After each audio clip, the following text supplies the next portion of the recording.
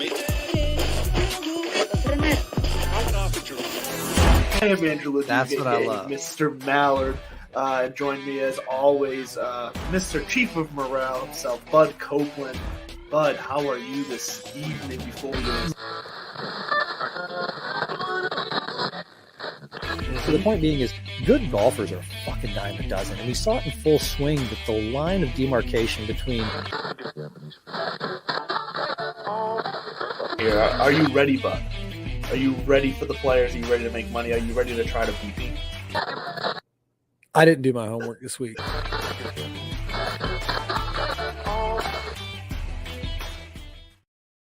What's happening, everybody? Welcome in Tuesday night here at Divots and Pivots on the Fantasy Sports Corporation Network, kicking off Tea Time Tuesday. And look, it is the FedEx playoffs.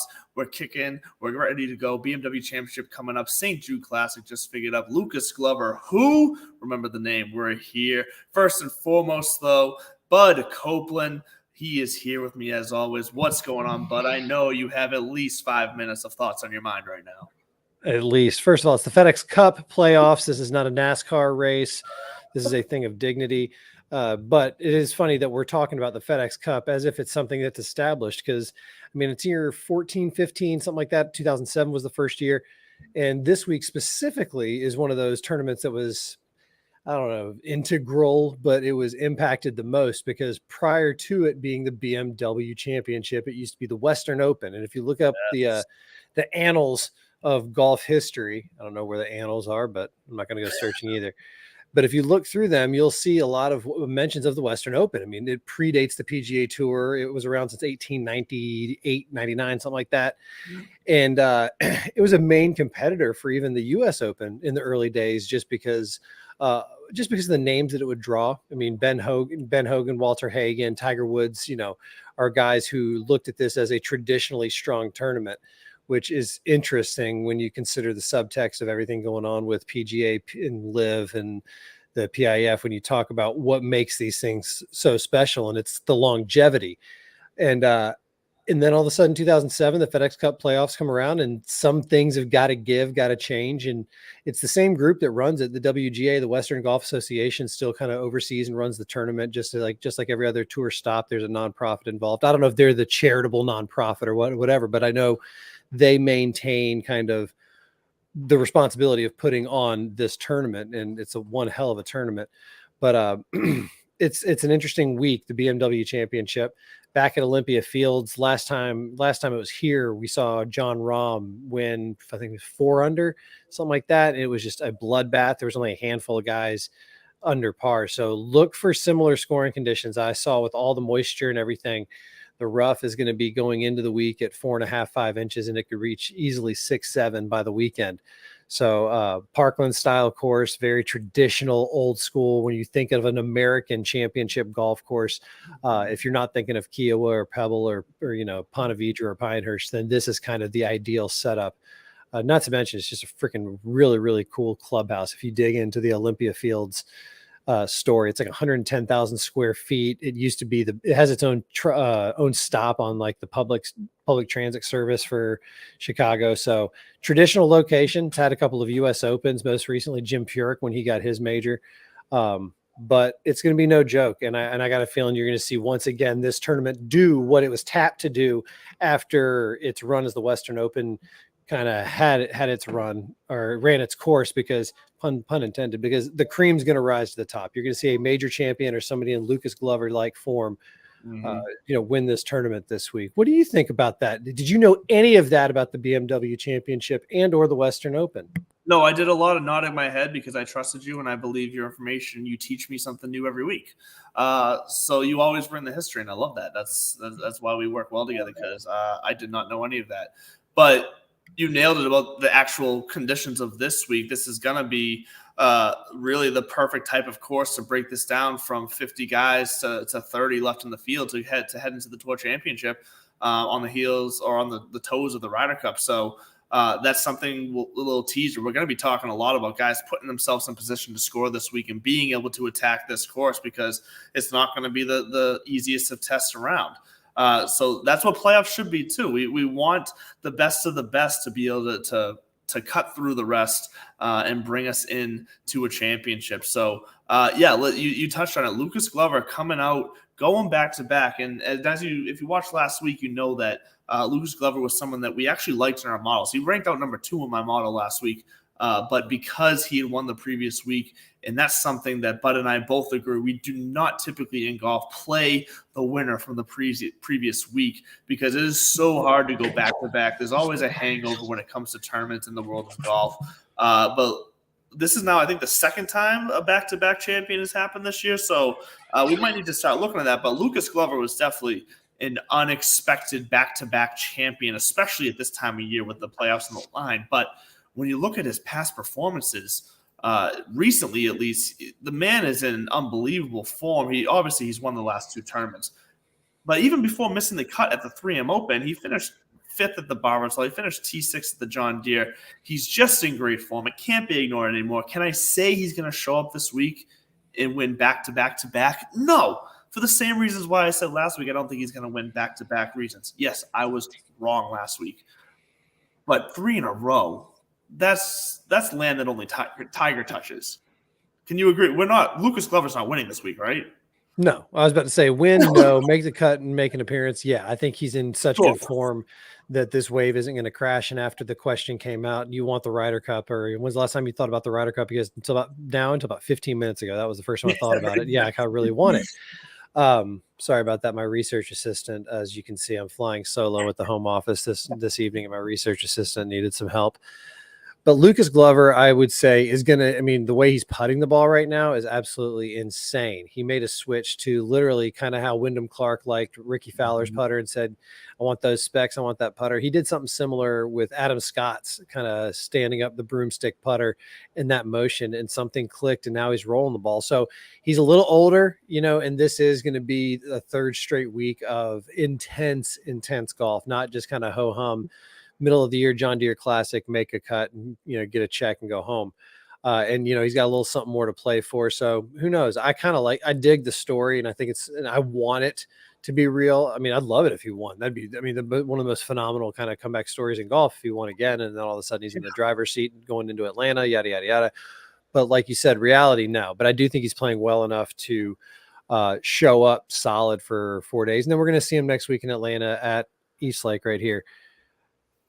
Probably is the first back-to-back of the season. So I could have sworn we had one earlier. No, we've had guys defend this year. We've had guys. I know we've had guys, but I could have, and I could be wrong. I will say I could be wrong, but I could have sworn very early this year. I'm talking back in February, March, very early PGA season. I could have sworn we had another back-to-back champion. Either Scotty or John. Didn't John Rahm go back-to-back earlier this year? So that's what I thought. I thought it was Rahm who did, but I could be wrong. Check us on that, Chris, and if you come back with the facts, let us know. I have no problem admitting when I'm wrong. So, well, if it involves you admitting you're wrong, let's just check the facts ourselves right now. 2022, 2023 PGA Tour.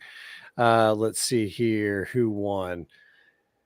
No, see, Rombo. I think those were back-to-back starts. The American Express. What it was? You know what? Yeah. He's had back-to-back starts, but it wasn't back-to-back weeks. So point, that Chris. Was probably it. Yes, good call, Chris. That's what he's getting at, I could be wrong. It has happened before, just not yet. Not yet on this show. Lucas Glover is a name to look out for. I'm interested to see the bubble watch this week. Watch this week when you're looking at the top 30 that's going to get to East Lake. Some familiar names sitting right down there at the bottom.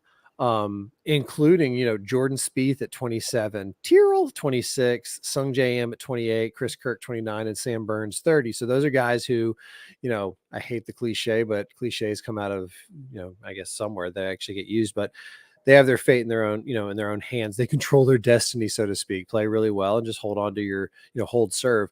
But Sahith Theegala, Justin Rose, Kurt Kitayama, Denny McCarthy, and Seamus Power, top 5, the top 5 guys out looking in. And yes. I think you can even kind of go down a little bit further. Hideki Matsuyama just barely getting in, and as well as he's been playing recently, kind of sneakily good. I think keep an eye on him. The rest of those crew doesn't scare me except for Ben on at 38. He's trending, and the numbers don't lie about it either. When his ownership's projected to be like high teens, almost 20s, but he's priced out at 7,500, and I think for good reason. He is in such good form and playing really well. We've seen this Ben on before, and I think we're going to see him again. Yeah, we've seen him. We've seen this Ben on a few years ago, and he was money when he was like that. But I'm glad you brought up Matsuyama because he's someone we'll get to later. He's someone that you're right. He just barely squeaked by, and he's still looking this week around not at the $9,400 price tag. So we will get into that later. But I'm sure you can sense where we're going with Hideki when it comes to this week. But there's still other news to talk about. We had a lot of golf news this week before we get into all of the happenings of the BMW Classic. Let's start with Phil Mickelson, the big story. God, so early. It's so early, but what story did we talk about this week that's not hard hitting? So let's get into it. The book that is coming out that is supposedly dropping firsthand knowledge of Phil's betting habits. And look, none of this is news. Was I shocked to see that Phil had bet over 1.5 billion dollars in bets and is $100 million in debt? No, we've made jokes about that for years. We've always known he was a heavy hitter better.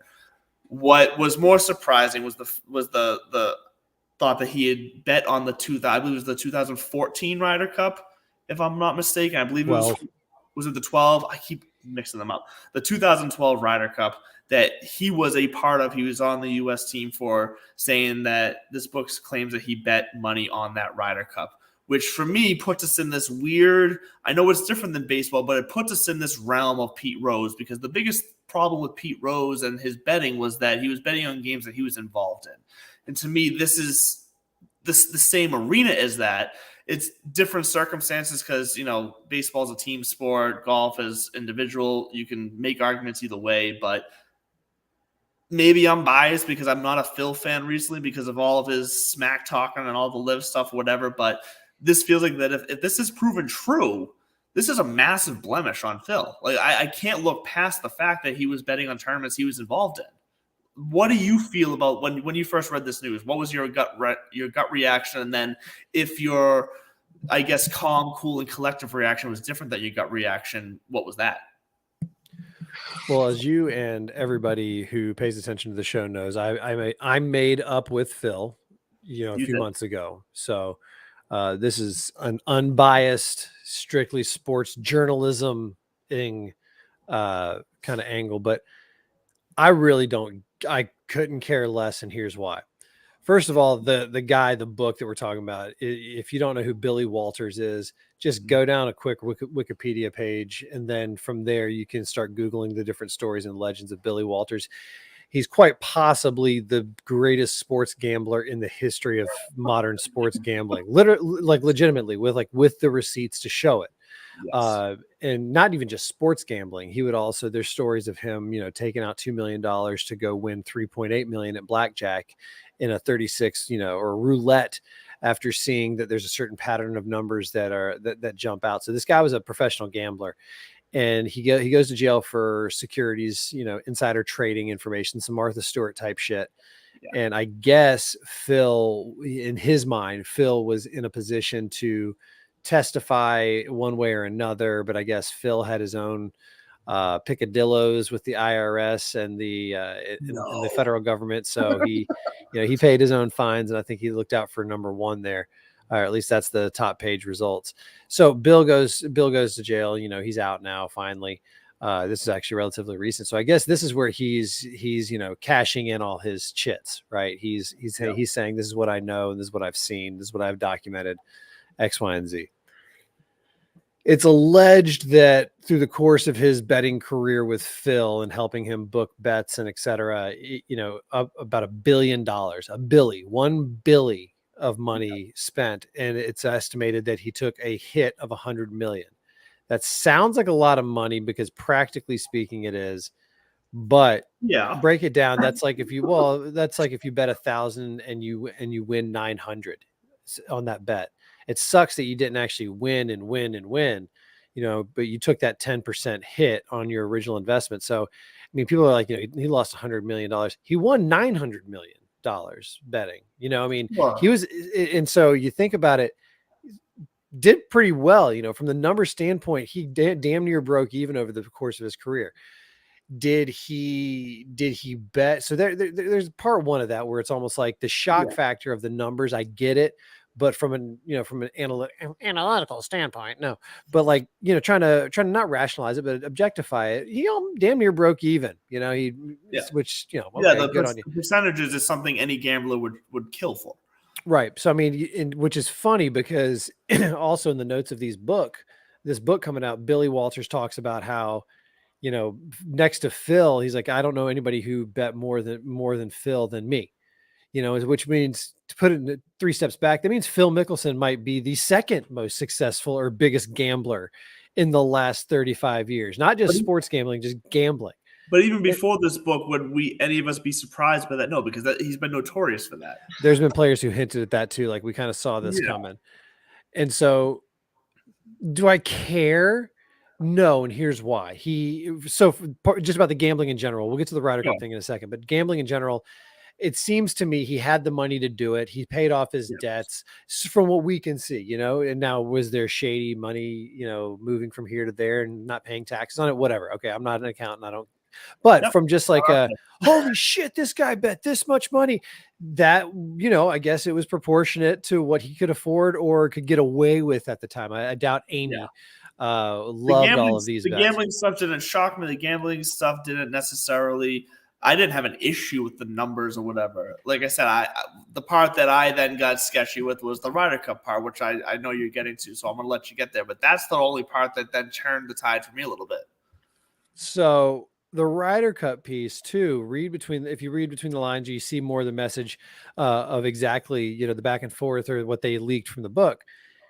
So you're right. It's alleged because Billy even said, Phil calls me up, you know, and he's high on this team, 400K, book it. We're going to fucking win this thing, which that Ryder Cup USA went into Sunday with a massive lead in singles and then just, which kind of makes you think like, wow, that's just kind of ironic now that we know some backstory, but it was a very memorable Ryder Cup.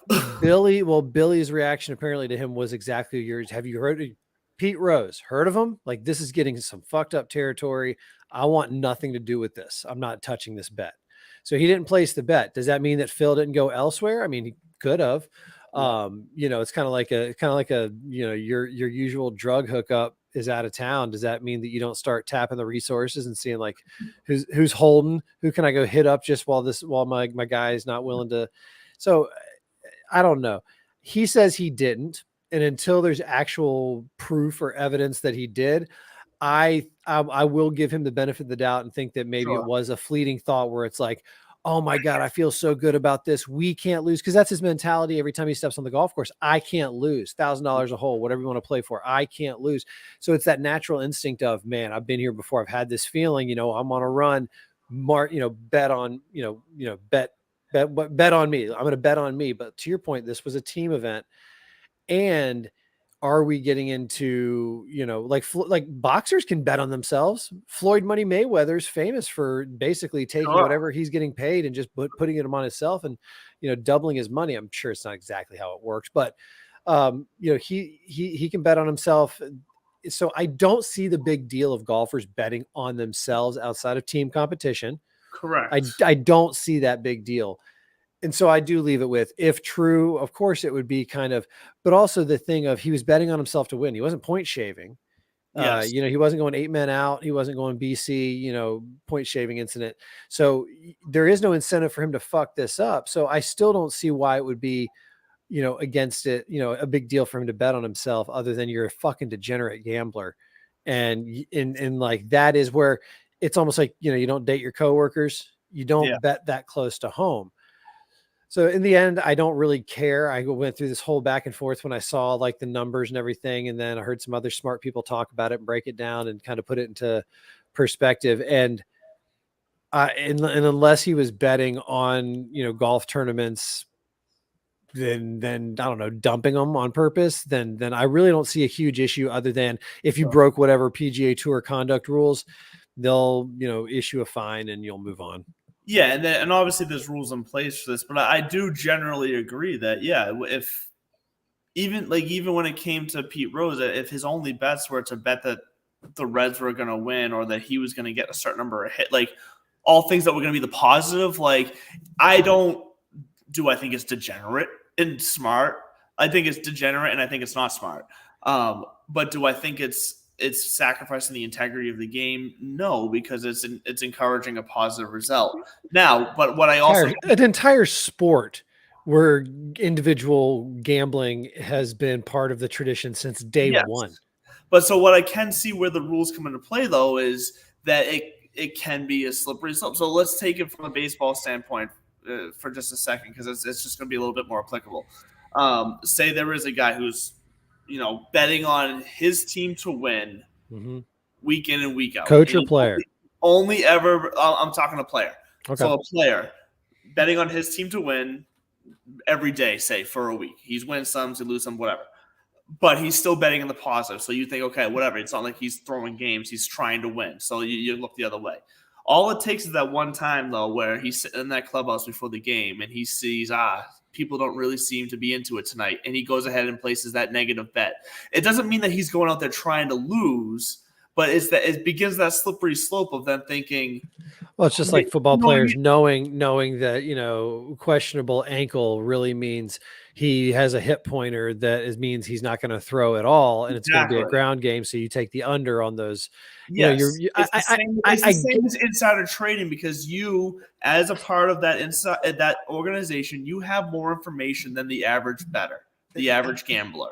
And so you're agreeing with me though. So yeah, if you bet on negative things, if you bet on a negative outcome, correct, then that's fraud. But I still don't think Phil saying this team's hot, drop 400K on it. Agreed. Is Pete Rose type, but only if it came out that it was negative. But I think that goes for just about any sport. But I still think there's potential here that he did break the rules that were in place. Oh, for sure. That's all I'm saying. If he bet on USA to win, then at my core, I don't really have a problem with him betting on them to win. It's if he's betting on them to lose, and then, like you said, on Sunday, no way in hell, all of a sudden they have a massive collapse. Then that story gets really sketchy. No way in hell. I think the Phil Mickelson story, because to your point, that what happens is you get down 500, whatever that amount is that you can't effectively, pay off at a moment's notice, or even with like a payment plan. There's a story about the aforementioned Billy Walters where he lost his house in a game of pitching pennies, and the guy who he lost it to didn't take the house. Instead, he let him pay off the debt over the course of 18 months. I mean, it's not usually how it works with a lot of this size bets. It's not like, hey, I'll get you next week, let me Venmo you. A lot of these folks, they're people are holding money in escrow and shit like that. But when you get down to that amount, then all of a sudden the moral hazard shifts and the incentives change, and you start playing the odds because you have been betting this long without getting caught on the positive. Odds are you're not going to get caught next time you bet. So you do that one time. I get it. I understand moral hazard and all that kind of shit, but that's still kind of that highlights the point that Phil Mickelson was it looks like he was a pretty responsible gambler. And in a relatively successful one. That's okay. So thank you. Where you just felt that it's like, God, that's true. But why does it feel so dirty just to say that? Because but if the numbers don't lie and that he had the winning percentage that he had, then you can't lie that he's had more success than 90% of gamblers out there. Oh. Listen, I mean, if you think about it, that's not an amount of money that he was betting story. He could have been betting $10 and he still has that percentage of winning. That's still impressive. Take your average fantasy football, even just like a one game pick 'em every week. Let's say you took $50 a week and you're going to put it on a game. Yeah. And at the end of the season, so you spend 17 weeks is $850. And let's say at the end of the season, you look down in your wallet, you've spent $850, and it's like you're sitting there staring at $790. You know you didn't win, or even $800. You know you didn't win, but you didn't really lose over the course. So I guess that's my whole thing. That's the song and dance on Phil. He didn't lose. He's just a loser now. That's the point, is he didn't lose. He's just a stone cold buster and a loser. And speaking of live losers, you mentioned him as we came in, and I didn't know about this. Tell me and educate me one more time, because this is one of those times where something slipped under my radar and you were going, hey, did you hear about this? No, I didn't hear about this, Andrew. Well, I think what annoys me about this story with Liv is that out of all the bigger names and guys that have pull on Liv, the guys that Liv was touting as, oh, look at us, we got these guys, your Cameron Smiths, your DJ, your Phil, like the guys that they felt excited to have pulled from the PGA. Harold Varner III was not one of them. Harold Varner III was a background guy that kind of snuck under the radar and was a name thrown in with another group of guys that joined Liv when he did. And then Harold Varner is coming out this past week in the distant wake now of the PIF and PGA merger, which, as we've already discussed, is really not a merger. Really just a monetary merger. I know it's a merger. I'm sorry. But as we've discussed, it's really just more of a monetary merger than anything. Like let's just call it what it is. But Harold Varner, of all people, comes out this week and says he does not think that PGA Tour players who stayed loyal to the PGA and turned down the contracts to join Liv, he does not think that they should be not even equally rewarded to the contracts that the guys from Liv signed. No one was saying they should be getting multiple millions of dollars that these Liv guys signed, but Harold Varner is saying they shouldn't be compensated at all for staying loyal to the PGA, which baffles me, because Harold Varner, who the hell are you other than being known for the guy who can come out in any tournament and be the first round leader and then fall off the face of the earth and disappear? Wow. I'm sorry, Varner, but you are nothing more than a bettor's first round leader bet and a great value at that. And that's what you are worth in the PGA. You twat, you greedy little fuck. It's money. Let the PGA players who stayed loyal to the PGA get a little kickback. It's only going to be better for the community of golf. If you keep these guys over here who took the bag of money, got their riches, so they could do their thing, run away, and supposedly change the game of golf. Give me a break. It was going to change anyways. You just accelerate the timeline. And then you have these guys who believed in the tradition and stuck with the PGA because, they felt like they had contracts and obligations to what they had set up. All of it, both sides, business decisions. Mind your mouth. And if the organization believes to give them money because they stayed loyal, that's none of your fucking business. Let it be and shut your mouth and play golf in the tour that you chose to play golf on. Twat and mind your mouth. All right. I'm going to say that a couple of things. A, Harold Varner's not on the PGA Tour, so he can say whatever the hell he wants about the PGA Tour. B, I do think that he's hypocritical in that approach, because he was very open about how can you fault me for taking life generational changing money, something that's going to set up my kids and my kids and my kids. And now here all of a sudden folks who, didn't take that route are going to get compensated for not taking a route when you were compensated for taking it. Like, it's just hypocritical. And it's kind of one of those, it almost looks desperate. It's almost like, why do you care then? Because it was also wrapped inside of a comment of, it's harder to win on Live than it is on the PGA Tour, because you don't know what pressure's like until you've played for $4 million. And I'm like, unfortunately, you don't know what pressure's like because you've never contested in a major, but that's neither here nor there. Ooh, I just thought it was shallow. I thought it was one of those things where, why nobody's giving DJ shit, or even Brooksy for that matter, or even Bryson for that matter. Bryson said a couple of things, but he dropped his legislation, the lawsuit, and moved on. But nobody, because they were genuine. If Harold would have said, would I give them, would I compensate them for this? No, I don't think there was, you make your decisions and you sleep in your bed, blah, blah, blah. He goes, but hey, man, to each their own, they're getting their bag, good for them. But that wasn't the attitude. It was, they don't deserve it. And, let them take it. It's kind of like, all right. Because I was a big Harold Varner guy when we were at Live Bolton. Liv Bolton sounds like a I know. Michael Bolton live album cover. That's why they called it Live Boston instead, even though we were Because quite Bolton doesn't outside make your Boston. socks roll up and down. But he was one of the guys who walking up, kind of chit chatting with the people. And he was even saying to one of his playing partners, like, this is why I love this tour. I can sit here and bullshit with anybody. He pointed to you and me and the guys next to us. He's like, I can come over and holler at these guys if I want to, all that kind of stuff.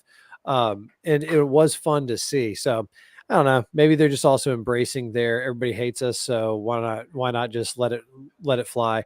I think that what it really is no, why should they, it's also the phraseology of it. Like, what do you mean for remaining loyal? As if I'm disloyal because I left. I could also see Sure, that yeah. being a I could see reaction. if I was in his position why that phrasing would piss me off. Sure, I get that. But either way, all of a sudden he's got fuck you money and now he's talking like it. So good And for does he you, not have HV3.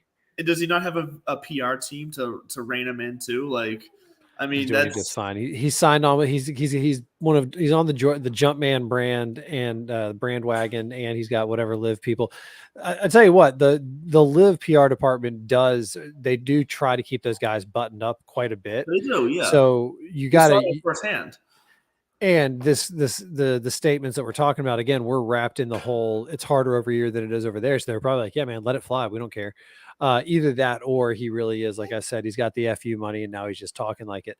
So HV3, Phil, there was other stuff. There's other stuff going on. Quick, if you're not a golf junkie like myself, Lillian Vu is a name to put on your radar. Lillian Vu, American golfer.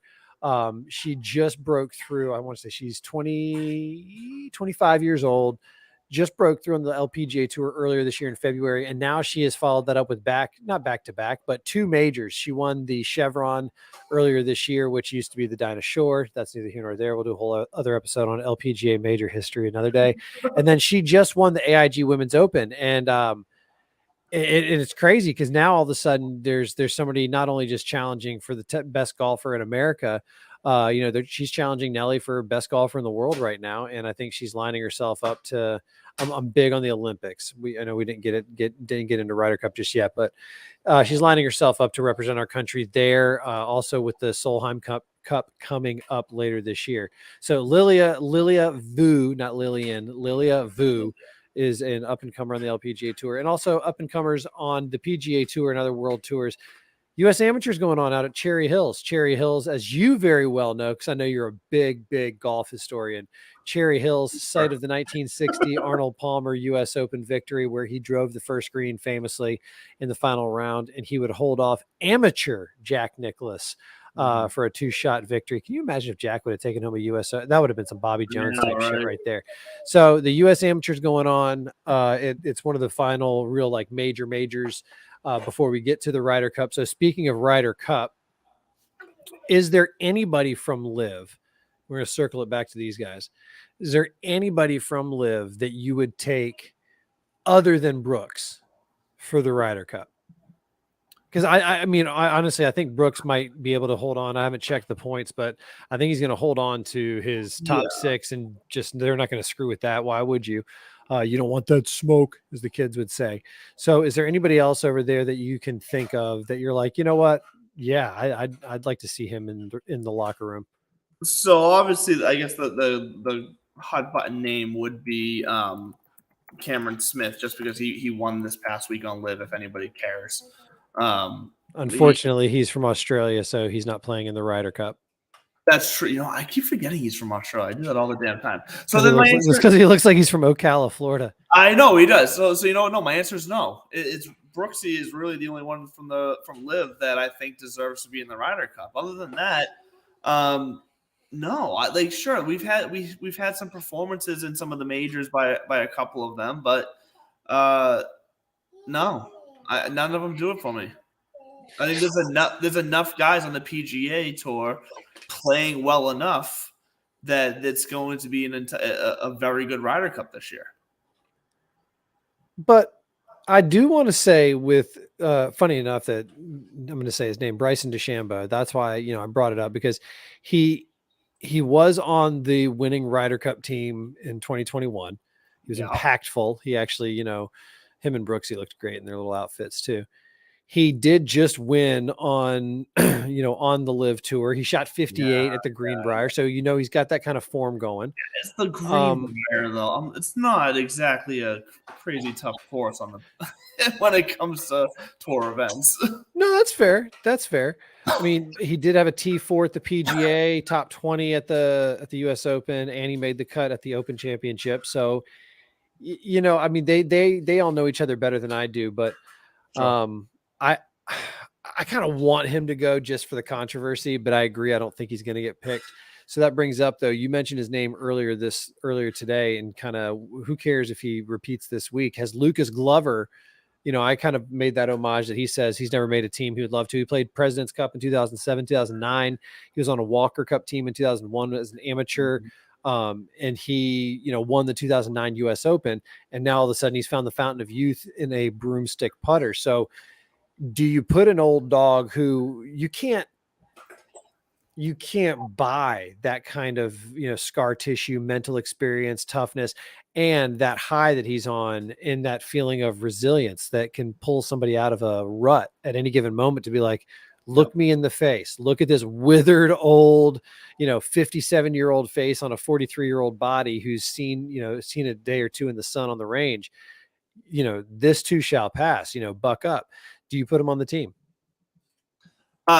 So I'm not even saying he needs to win this week. I say if Lucas Glover goes out there this week and has another like top 5, top 10 performance, I think just with the timing of when the Ryder Cup's coming up and his recent form, I think you gotta give him a look. I really do. Like, I know last week we talked about this, and I was saying, guys like Ricky, I think should play. Guys who have been playing good, but if Ricky goes out there this week and flops, and Lucas Glover puts together a 3-week performance of win and say like T9, like, you can't ignore recent form when it comes T9. to I like that you said T9, not a top 10 finish. He's got to go T9. No, I'm good. I was throwing like whatever. No, I get what you're saying. I get what you're saying. But how can you ignore that if Ricky goes out and he's on the downturn and Lucas is obviously way on the upturn? As a team captain standpoint, those are the decisions you need to make, because Lucas Glover is hot right now. But he was hot even weeks ago leading into this. He missed the one cut, which got people looking off him, including myself. I think you have to take him for like 2 months. I think you have to take him as long as he doesn't implode, and I don't even think you have to put top 10s or anything like that, because now he's ranked like 4th in the FedEx Cup points. So he's going to be there in Atlanta at the end, which means he's automatically going to kind of start with a leg up. And I think as long as he's coming into this week as 16th in the total points. Like, that's for Ryder Cup. Yeah, I'm talking about FedEx Cup points. So I mean, like, he's already positioned himself. If he can just, again, not implode, I think you do have to take him, because if you look at the top 6 already, Scheffler, Wyndham Clark, they're in. Patrick Cantlay, Brian Harmon, Brooks Koepka, and Max Homa, they're all likely to stand pat. And if anybody drops out, it might be like a Max Homa or even a Brooksy drops down 2. Sure. And then Xander Schauffele comes in. Xander's at 7. I think you have to take Xander. You have to take Jordan Spieth at 8 too. I mean, he's another staple. That too. This is where I think you can start making some wiggle room. So we got 8 locked in. We got 4 to go. I think you can skip over Cam Young for right now, just because his name hasn't been as present recently. That way, yeah. Colin Morikawa is playing a lot better, so I think you want to give him a look. But Keegan Bradley, and then all the way down to Lucas Glover. So I think you go Jordan Spieth. You got Xander, Jordan, Colin, Keegan, and then Lucas Glover, and maybe Ricky. I would say after Lucas Glover, you're right. After Lucas Glover, no one really stands a chance of getting into this. And we're only going as far down as Lucas Glover because of how he's playing right now. He doesn't even – I think Lucas Glover just has to make it into next week's tournament, and he's going to surpass – He's already in. There's no way he drops 26 points in the FedEx Cup. So I think it's a foregone conclusion that he's at least going to jump Justin Thomas, who's at 14 for Ryder Cup, and that's something we discussed last week. If you're going to take JT, Ricky, like Spieth, if you're going to add those 3 into the Ryder Cup, if Glover jumps over JT and keeps it close with Fowler, like I'm giving it to Glover right now. He's just playing too good. And that's the type of risk you're going to take when it comes to a team event like the Ryder Cup. You got to play a hot hand, someone who's feeling it, someone who can be a wild card to go out there and win you a matchup. And so that I agree. Lucas Glover's in unless he implodes, because really JT doesn't have Thank you. My research JT has assistant's nothing. making He's sure. not. They're not going to at this point not playing in the playoffs. They're not going to move JT into the Ryder Cup, coming off of however many weeks, 4 weeks of not playing in tournament play. They're not going to throw JT into the Ryder Cup at that point. He needed to make the playoffs. Yeah, he had to. He had to make the FedEx Cup playoffs to get into this. So I've got a toddler staring at me in the face, asking me, "What do I want? Do you want anything from the bar?" She's taking orders. Tell her I want a chocolate milk, please. Can we have a chocolate milk, please, delivered? Anyway, okay, so we agree on the Lucas Glover. The last bit, and then we'll shout out to Underdog, and we'll get into some picks for the BMW because it's a very small field and there's not a lot of sifting through to do. Speaking of international play, and I think about Live PGA and why people play in the games they play. The Olympics are next year. And you talked about a guy like Ricky Fowler, who right now in the Ryder Cup is really trying to make this team, but he also was open and adamant about his pride for just representing the Olympics when he did. Then Xander and Nelly with their gold medals the last Olympics in Tokyo in 2021, is Olympic golf. Do you see it growing as an incentive for folks? Is it going to be something that they aspire to do? Go represent America? Because 2016, when it came back from its 102-year hiatus, there were I think Henrik Stenson was the highest ranked player in the field at the time. And he was like the 20th ranked player in the world. Everybody else was just sitting out because nobody really thought much of it. And then all of a sudden, I feel like in Tokyo, it took it up a notch. And those were the only 2 games that it was guaranteed. It had to get voted in again for Paris.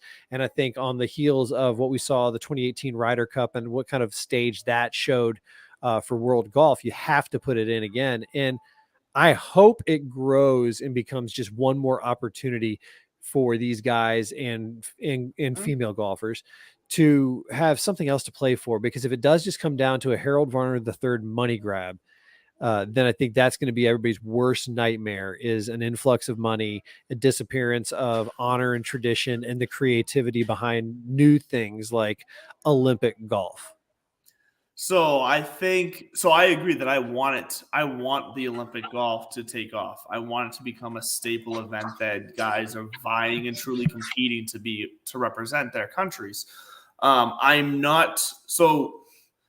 On the one hand, I say because there's more countries to represent than, say, a Ryder Cup or a President's Cup, then yes, because guys are going to see an opportunity from other countries to have a chance to do so. So in that sense, I can see it taking off. But I also can say that in the world of golf just alone, compared to the majors, compared to the Ryder Cup, I say even compared to the President's Cup, I'm not sure Olympic golf really carries the weight for these guys yet. So for this upcoming Olympics, I'm not 100% convinced that this is going to be something guys are vying for. I want it to get to that point. I think it can get to that point. I just don't think we're there yet. I think there's room in all of these fields and majors to have room for the gold medal winners to get an invite. It only happens once every 4 years. I think Augusta and the USGA, the RNA, they should all welcome, gold medal. Maybe it is a 3-year exemption. Maybe it's like, listen, the current gold medal champion gets an invite. And I know I talk about that flippantly. Augusta can always make room in their field. They have an accordion-like field. The USGA, you can figure out a way with 156 players. You can figure it out as well. So I think they could do something like that, and maybe that provides that extra little bit of incentive. The other option would be maybe make the Olympic golf competition amateur. Maybe just take the pros out of it and go back to that route, and then still have that little springboard into the majors. I don't know. Just thought it was something fascinating because Justin Rose's name popped up in my model, and he won the first gold medal when it came back a couple years ago. See, I don't agree with making the Olympic amateur, and I'll make it quick because we got to get to underdog. We got to get to our picks, but I don't agree with making it just strictly amateur because to me, the point of the Olympics is the best of the world facing off against each other, and we only get that when we get the professionals. And so, that's what I want. If it's just amateurs for me watching Olympic golf, I'm not going to lie, I'm probably not going to tune in. I'll probably watch more than your average golf fan, but it's not going to be like must-see TV. You're not a degenerate like me. You're not sitting here refreshing the U.S. Amateur scoreboard to see. Correct. Check out this name at the top. So real quick, and then we'll go. This is perfect. We got a quarter hour to do, an hour's worth of talking. U.S. Amateur leaderboard, and the way the tournament goes, they do two days of stroke play. The top 64 then go to match play after that, and it's head-to-head competition, 36-hole final. Sure. Tied for first at 7 under after 2 rounds, 8 under total. Sorry. Blades Brown. What a name. Blades Brown from Nashville, Tennessee. So keep an eye on Blades Brown from Nashville, Tennessee. He's the leader in the clubhouse at the U.S. Amateur out at Cherry Hills in Colorado. Love it. Love it. Let's quickly get to Underdog here. Let's hear from our sponsors. And then when we come back from this commercial break, we're going to finally get to our picks. Thank you for hanging out with us. Thank you for being patient and waiting. We're going to get to those right now. Just hang on right after this. Fantasy Sports Corp and Underdog Fantasy have teamed up to start your fantasy season off in the win column with Best Ball. What is Best Ball? It's quite simply the easiest way to win. No team management, no trades, no waivers. It's their biggest contest ever and it has only gotten bigger. You simply have to sit and win. You don't even have to set your lineup. Always get your best score every week. Just enter a contest, draft your team, and Underdog will do the rest. What could make this even better? How about free money, up to $100 using our exclusive promo code? Go online now and use the promo code DIVPIV to double your deposit up to $100. You tell them Gingerbread sent you. Good girl.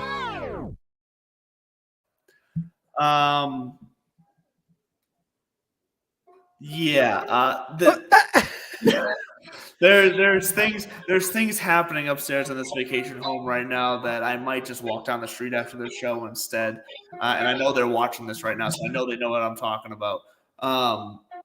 My research assistant has picked up a ukulele that is out of tune and is playing it aggressively, which I can appreciate. BMW Championship, formerly the Western Open. We're at Olympia Fields, yes. Par 70. It's pretty long, 7,300 yards. And like I said earlier, this rough is going to get thick shit real quick. It's a Parkland style course, narrow fairways, and the greens are not necessarily big or small or undulating. That's not this, but they are kind of elevated in certain areas. So it's going to be a major like test, which is why my key 3, and I did keep it to 3. Everybody, I mean, I saw a lot of off the tee and approach. So to wrap those together, and like I always do, ball striking right there. It is going to be a ball strikers kind of course. Putting, because we're getting down to the home stretch, and that's what separates the cream from the flop, which I found out with 4 3-putts at the mid amateur qualifier, and I missed a cut by 4. 4 3-putts, missed a cut by 4. Whole other episode to talk about that. And then last but not least, there are 8 par 4s that are 445 yards to 500. So I just rounded up, and so went par 4s, 450 to 500 to see who is really able to score. Welcome to the club. You finally have drank the juice and come into the yardage aspect. Well, we've got a pretty tight competition. We're gonna have to do a score update next week going into Eastlake, and so I don't want to rock the boat too much, but I do want to at least kind of look back on what's worked in the weeks that I've focused on that yardage, or if they're par 3 scoring. That's another one that seems to be a good differentiator. Yeah. So look, we're actually very similar in this. I stuck to what's been my tried and true this season about strokes gained putting, strokes gained approach. I also have par 4, 450 to 500 yard as well. So we're in line there. Where I deviated from my other 2 because I like to go beyond 3. I like to stick to 5 is going to be opportunities gained, because as you alluded to, we want the guys to put themselves into position to score here. Because it doesn't. This is not going to be one of those tournaments where we're seeing these 16 to 20 under winners. We need this. It's going to be a lot lower than that. Well, you know what I mean. Low, whatever. Not in the actual mathematical standpoint. Ipso facto. Anyways, and then the other one I have here that is my outlier, my difference maker in such a small field, is strokes gained par 3, because 2 of the hardest 5 holes on this course are massive. And not just lengthwise, but just difficult par 3. So I need guys who are going to take their opportunities in those situations. And so those are my 5: putting, approach, par 3s, opportunities gained, 450 to 500 yards. And what does that get me? That gets me a fairly spread out, kind of nice and varying top 10. And we're going to start right at the top here when it comes to my top 10, because I think that's what we're going to stick to tonight. Rory McIlroy starts off right at the top of my model, but I'm not going to be playing him because he's so high owned. Granted, take a step back. Yeah, he's gonna win one of these next two tournaments, I think, and win this whole thing. And I could see that. If you're playing GPPs, you might need to have him. But 12,100 and at 26% ownership, that is so rich on every level. Little teaser here: you can somehow you can get Scotty Scheffler for 500 less and about 5% less ownership. I know Rory's hotter right now from a form standpoint, but Scotty Scheffler's not going anywhere. I don't know, man. He switched putters. He switched to a TaylorMade that's built like a Scotty Cameron and kind of went to shit on the weekend. And putting has been that bugaboo, and you got to lock that in. And I don't know, maybe you find it this week. I agree that Scotty at that kind of ownership is juicy. And I also agree that I'm not playing Rory. This week, even though I would pick him to win, and I might pick him in my other league to win. But at the same time, he's fourth in my model. I'm not going to play him. Next week, it's all hands on deck. You really can't outsmart yourself. The top 6 finishers at that point. You're really trying to just nail those, and so that's why I'm not looking at it this week. My number one, and I think I might give him a look, is Xander Schauffele. Yes, a ball striker amongst ball strikers. He's been flying under the radar. And this is, in recent years, he's kind of shown up around the playoff times. Really showed out at East Lake a couple of years ago, where he, for just pure objective scoring, he outpaced the entire field. But because of the staggered start, he didn't win. Yeah. So I like him at number one. Number two, Tyrrell Hatton at 9,000. Now he's been shaky. No. Yep. Okay, go ahead. I think I might forgive him because when he's played well at the majors, he's played well at difficult tournaments. And I think that perhaps this might be the setting where it turns around. And for 9,000, his ownership's not that bad. So Xander and Tyrrell 1 and 2, and I'm going to rip through the rest of my top. I got Patrick Cantlay at 3, which he is putting outside of his freaking mind. I'm surprised. I mean, touched by an angel for Glover to go back to back the way that Patrick Cantlay was playing. Tough break in the playoff. Rory McIlroy is 4th in my top 10, and we already talked about why we will or won't play him. Wyndham Clark 5th, and at 8,800, he's a bounce back guy. I don't see him laying 2 turds back to back. I got my research assistant watching me in the screen on the TV and so she's seeing you. I see. Yeah. Hey, Junior, pipe down. So Wyndham Clark, 8,800, 5th in my model. Going to give him some love. I'm also going to give Tommy Fleetwood some love. He's 6th in my model. Okay. He's been knocking on it for a while. Victor Hovland, 7th in my model. Gonna fade him and John Rahm. John Rahm did win the last time it was here, and it was a dramatic 66-foot putt COVID year in a playoff over DJ. So maybe the familiarity lines up, but at 11-2 after the non-showing last week, compared to what I was expecting, going to fade him. Max Homa is also at 8, might give him some look at 9,500, but definitely going to give Ricky Fowler some run at 9,200, rounding up my top 10. So Ricky, Tommy, Wyndham, Tyrrell, and Xander, kind of a band of misfits. Those are the 5 guys that I'm probably going to use to formulate 3 or 4 positions in each one of my lineups. And then I'll go dumpster diving to see who's gonna play well enough. Because remember, there's no cut, so you don't have to worry about going for 5, 6 or 6. You just want 4 solid rounds. 4 rounds of scoring, it makes a lot of difference because on another week where someone comes out hot in the first round, but then really has a bad second round and misses the cut, you don't know. This is the type of week where these guys can just have that one bad round on Friday, but then be fire again on Saturday, Sunday. So you got to look at everybody here. We have some of the same guys, not all. But when it comes to my top 10, I said Rory McIlroy at number 1. I think I agree with you. He's going to win either this week or next week. But he's just expensive, and he's got high projected ownership. Lucas Glover at number 2, 9,100 at 11% projected ownership. I'm going to play him. It's just from a mathematical and leverage standpoint, it makes too much sense. Do I think he's going to win 3 in a row? No. But do I think he can finish top 10 with how he's playing right now? Yes. So I'm going to play Lucas Glover. I'm going to play Xander, like you said. I love the Xander call for 10-1 and only 17% owned out of a field of 50. That's money. I'm going to take that. Brian Harmon at number 4 for me as well. 8,100, 9% projected ownership. I like Brian Harmon coming back here. This seems like a guy who nails par threes. He's an average putter in this field, but he's top 10 in opportunities gained at these par 4 distances. So give me Brian Harmon. Victor Hovland, I agree. He's right there for 5 of me. JT Poston, a guy that you've been on recently that I haven't been. JT Poston at number 6 for me. 7,700 at under 8% projected ownership. I will take that shot if I need to. If I need the salary relief, I will take that him there at 7,700. But if I really need the salary relief, the guy I will probably go to more because it's going to free up my lineup so much, and I'll take a shot on him, is Lee Hodges. You were on him, last week or 2 weeks ago? I forget which one. I'm on him again this week for the same thing. He's not in my top 10, but I've got him highlighted down there at 6,100 to free up some cash up top. Yeah. Along with Benny On, he's in 15th in my model, but 7,500 in the way he's been playing. And like I think I said it earlier, he's upwards of the ownership, but chalk doesn't scare me too much when you get down to fields this small.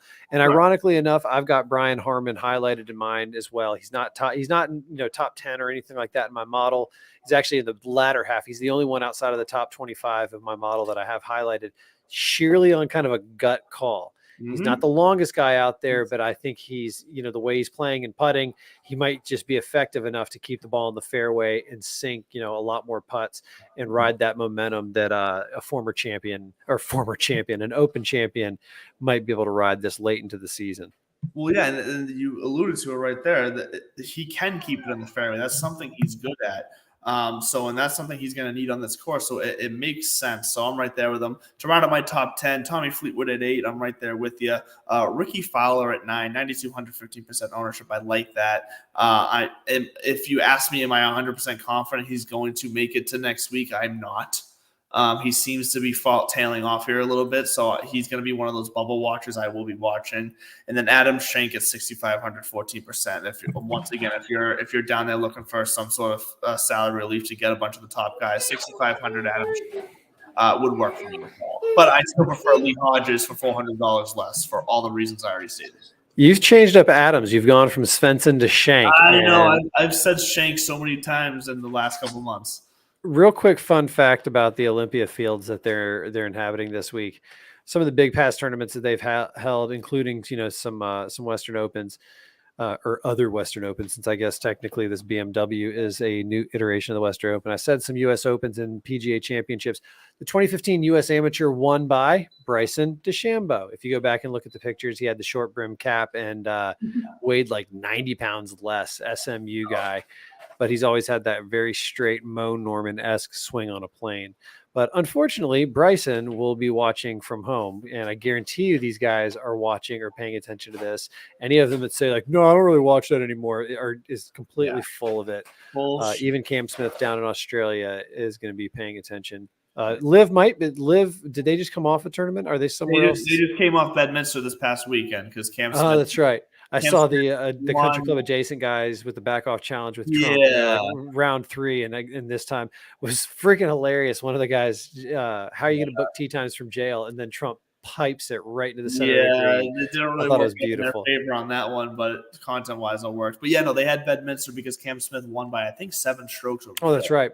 I want to say it was a 7-stroke win over, and Phil was in second, so he was right there, I guess. But whatever. And I think the better they play, the more they look over here, and instead of the HV3, like, man, well, what I'm doing is tougher. They're looking over there, going, damn. Like Well, and that's the thing. You just nailed it. What's more likely that the PGA guys are looking over at Liv and saying I can't hang, or the Liv guys are looking back at the PGA and saying, oh, like I can compete. I have. Oh, you got to clean the table? I want to pick my table. This is perfect segue in. The table needs to be cleaned. We're out of time. A BMW Championship is here. It's the FedEx Cup playoffs still. Phil is still getting called up for sketchy things. Harold Varner's a twat. In case you missed it, make sure before you go to bed tonight, you TK your loved ones, give them a little temple kiss, and have a nice time. We're going to finish this off. We'll see you next week, every Tuesday at 8 o'clock here, Divots and Pivots on the Fantasy Sports Corporation. We love you. Have a good night.